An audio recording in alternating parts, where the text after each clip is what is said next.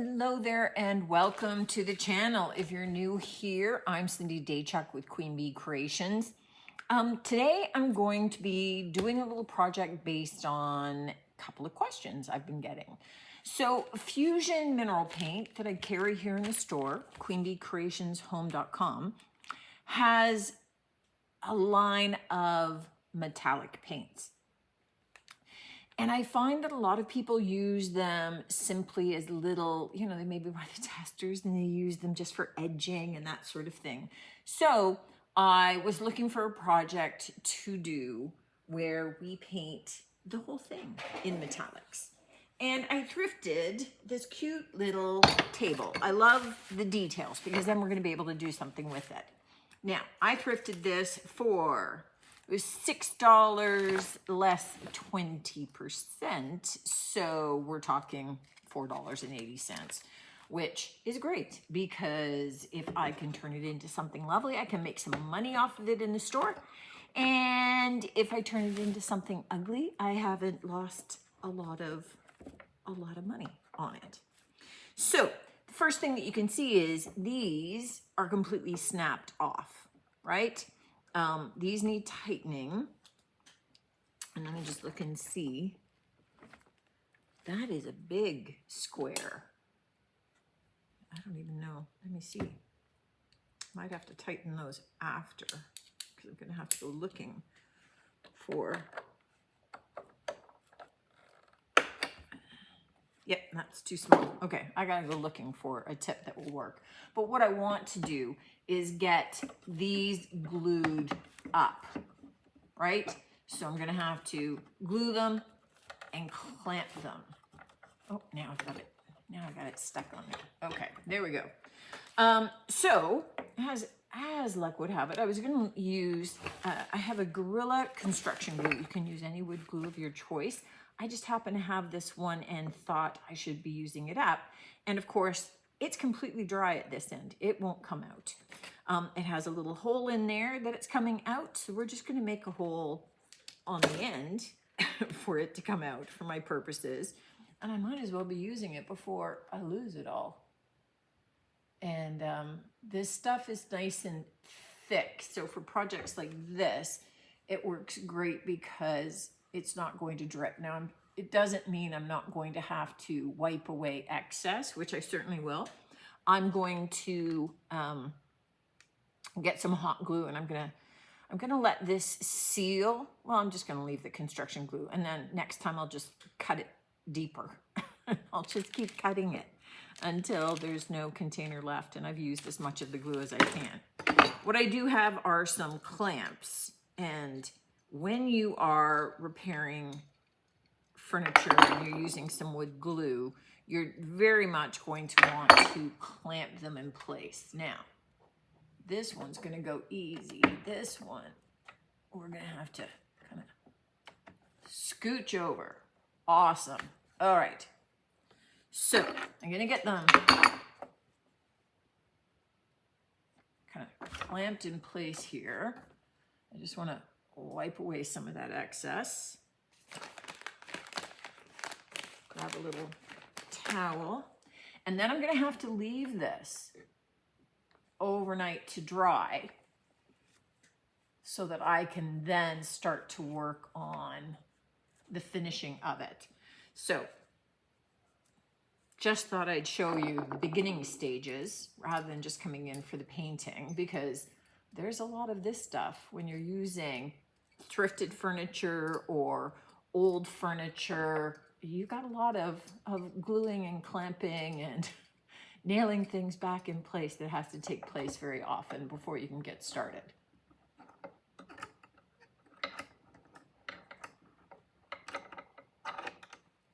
I've taken the clamps off of, here we go, of our repaired wood pieces and then just sanded them down lightly.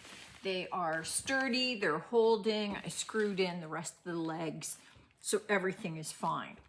Now, I said that I wanted to go metallic on this. It's an old piece, and I like the juxtaposition of going a modern metallic on an older piece. We'll do a little bit of I don't know if we're going to do dark, like a black wax, or if we're going to do more of a glaze, maybe. We'll see. To bring out some of the details, to age some of this a little bit. But for this, I don't know how many of you realize Fusion has a metallics line. This one is the brushed steel. So there is a bright silver. I'm doing the brushed steel color. Now, this paint comes in the half pint size. The normal paint comes in the pint size. And it's nice and smooth. It spreads on pretty much the same as regular Fusion, but, you know, it is more expensive than this. So one of the things that you want to think about is what color of metallic are you using and what color of base paint. You could paint this directly onto your wood, but you're going to need more coats of this, right? So probably 3, maybe 4. However, consider using a Fusion color that gives a good base coverage. So I have a gray, a light gray pebble that I've already got open, which is going to be an intermediary step, but it means I'm going to need fewer coats of this. So fewer coats of the expensive thing, right? And more coats of this. Now, it's not expensive. It's just more expensive than the regular paint. So why wouldn't I have 1 or possibly 2, depending upon the coverage I get with this, of the coats that I'm going to be doing on this anyway, be the less expensive paint? It's just common economical sense, right? So all that I'm going to do is I'm going to take this pebble, which is this beautiful light gray, and I'm going to give, and I always start my tables this side first, right? I always start upside down and get the legs done and out of the way so that when I'm working on the top, I'm not scratching it while I'm doing this part. So I'm going to do the underside and give it probably 1. It's doing really well in terms of coverage. I mean, you gotta love Fusion for the coverage that it gives things. It's going over this dark brown wonderfully. I did not scuff sand and I did not use Ultra Grip. I'm just painting. So, you know, just saying. And I'm using, in this instance, I am using a Klingon S50 brush. I quite like it, but if you notice, I am still painting with it and I haven't re-dipped my brush. So don't think, just using the camera angle here to be able to see where I haven't painted. So don't feel like you have to keep slopping more paint on. Fusion goes a long way, and especially when I'm looking at doing a base coat on a piece. That first coat does not have to be extremely thick, but look how much paint I still have just from that one little dip. I'm still going. So I'm going to get a full coat of paint on this piece of this color, and then we'll come back when it's time to start adding the silver. And I am so excited to be doing a full metallic piece. I cannot begin to tell you. So I really want to do a whole big dresser, but I'm breaking into it slowly. This is our tabletop, and it has gotten 1 coat of that pebble gray. Now you could base coat this in anything, knowing that that's what will echo up through your paint. But I want to give you an idea. We're using this brushed steel paint. And so using that base of gray helps this color to just be a lot truer to itself right from the start. And you can see how nicely that goes on. We're not using a ton of paint. I want to move it while it's still wet. And then I want to leave it alone. This will take 2 coats. We'll see for the top. I've done the legs. They've taken 2 and they're good. The top may need a little bit more, just from the standpoint of it being a big flat surface. But you can see that I want to pull that paint all in the same direction so that anything that, you know, has lines just looks like the grain. So even when I have to go round the semicircle, then I go back and I straighten out any of those edges. I know you're getting my arm in there, but I straighten out all those edges and I'm just going end to end. For our second coat of this, what I want to do is use a little more paint than I did for the first one. And this time, I'm not going to work the paint as much as I did that first time. So here I'm going to be a little more conscious of trying to get nice, smooth, straight lines right from the get-go and just lay my paint out and let it do a little settling. Now, I'm not agonizing over whether I get some paint lines in this, because I am going to want to do a little glazing on this one. So I'd like to have something that the glaze sits down in a little bit, adds a little bit of distinction. So I'm not looking at it being this pure brushed silver, even though this is a gorgeous color. This is our lovely little table done in the brushed steel look. You could leave it like this. It could be done now. But what I'm going to do is I'm going to make a black glaze. And I think that having that glaze sitting down in some of these details is just going to kind of accent this piece in an awesome way. So to do this, I am going to use the clear glaze by Fusion. So I've already put some in a cup from an old jar. You can see that it looks white, but it dries clear. This glaze, so there's a dark glaze already pre-mixed for you, which is in kind of a brown shade. The advantage of the clear glaze is that you can, so this is just clear in here, you can add your own paint to it and make a glaze in any color that you want. So I am going to add coal black to it. And the amount that you add is kind of driven by the color that you're after. I don't need this to be horrendously pitch black. I just need it to have enough black in it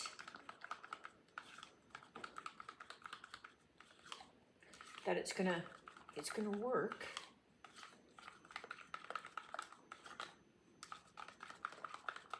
For my piece. Now, I forgot my towel, so I'm gonna come back when I've got that so that I have something to wipe the excess away. I brought you in closer so you have a little bit more of a bird's eye view of what's going on here. So I'm just taking an old chip brush, dipping it into some of that glaze, and I'm going to be brushing that onto my piece. Now, this isn't going to dry right away, but you don't want to leave this for an extraordinary amount of time.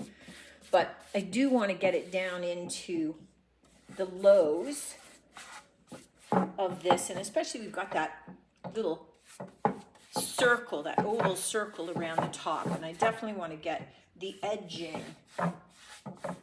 of this so that, again, it's going to sit in the lows. And then just because I could have like brush strokes in here that I could take advantage of, because I wasn't being super careful about not creating any, I'm just going to put a bit on the top as well. I don't mind getting a bit of an aged kind of distressed look for this. Now this is just an old t-shirt that is damp, and I'm just going to start to lightly wipe away my glaze.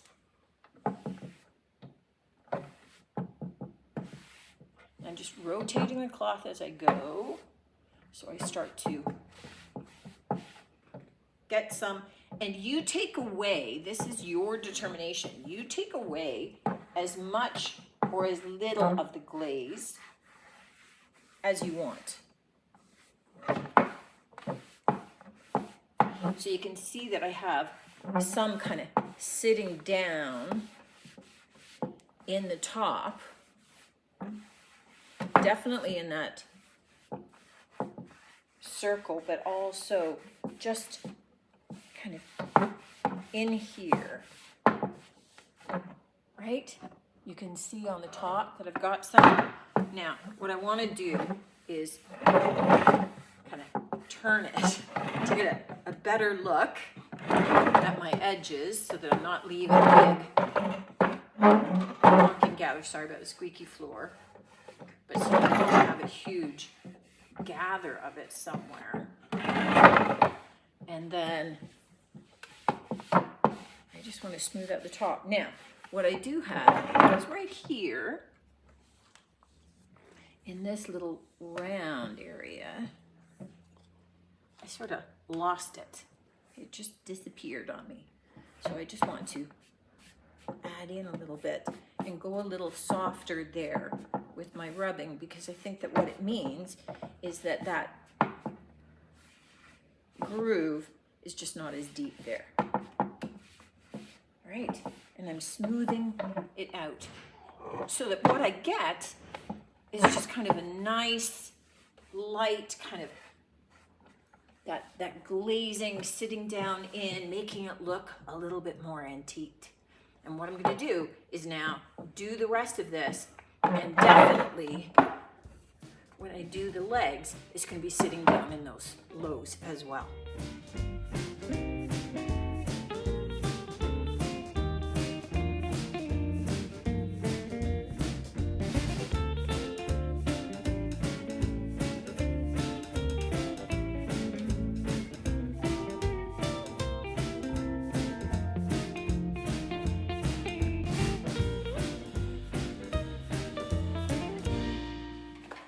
This is our finished piece. Now you can see how it's an old-fashioned look that has a little bit of a modern twist with being done all in that metallic.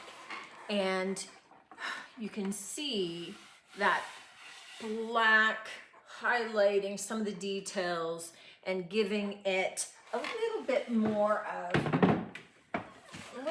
a grunge metallic look. I love that contrast. I love that juxtaposition of the old style, the newer finish.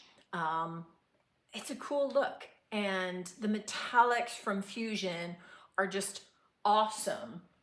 This was the brushed steel. So it had a little bit of that steel, that grayed out steel already, that look to it, versus the silver, which is quite bright.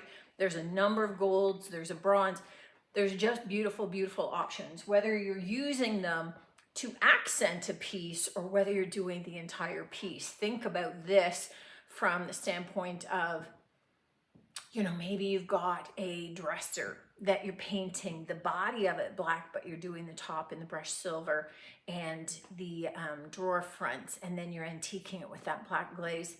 Awesome. You can do something similar rather than the black glaze. You can do something similar with the black wax.